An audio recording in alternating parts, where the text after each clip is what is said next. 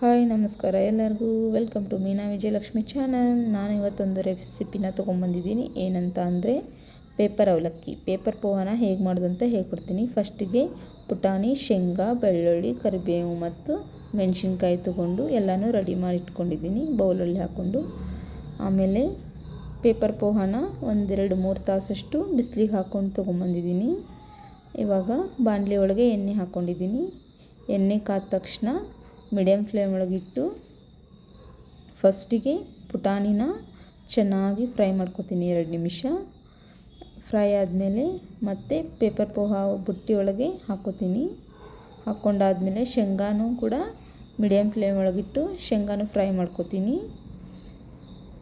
ಶೇಂಗಾ ಕೂಡ ಫ್ರೈ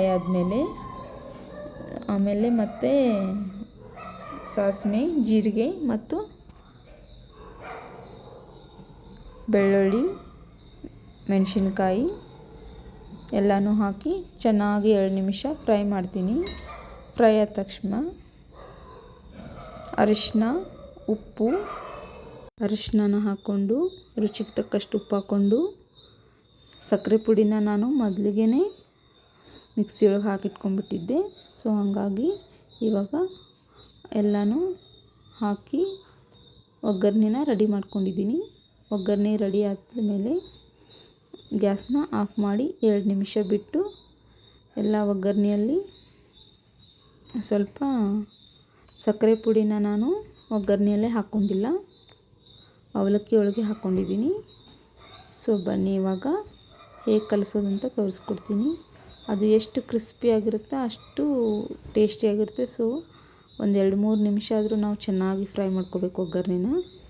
ಇವಾಗ ಆಫ್ ಮಾಡಿ ಒಗ್ಗರಣೆಯನ್ನು ಅವಲಕ್ಕಿ ಒಳಗೆ ಹಾಕಿ ಚೆನ್ನಾಗಿ ಕಲಿಸ್ಕೊತಾ ಇದ್ದೀನಿ. ಇಷ್ಟು ಚೆನ್ನಾಗಿರುತ್ತೆ ಅಂದರೆ ತಿನ್ನೋಕ್ಕೆ ಇನ್ನೂ ಬೇಕನ್ನಿಸುತ್ತೆ, ಆ ಥರ ಮಾಡ್ಕೊಂಡಿದ್ದೀನಿ. ತುಂಬಾ ಟೇಸ್ಟಿಯಾಗಿತ್ತು. ಇವಾಗ ವರಮಹಾಲಕ್ಷ್ಮಿ ಹಾಗೆ ನಾಗರ ಪಂಚಮಿ ಎಲ್ಲ ಬರ್ತಾ ಇದೆಯಲ್ವ.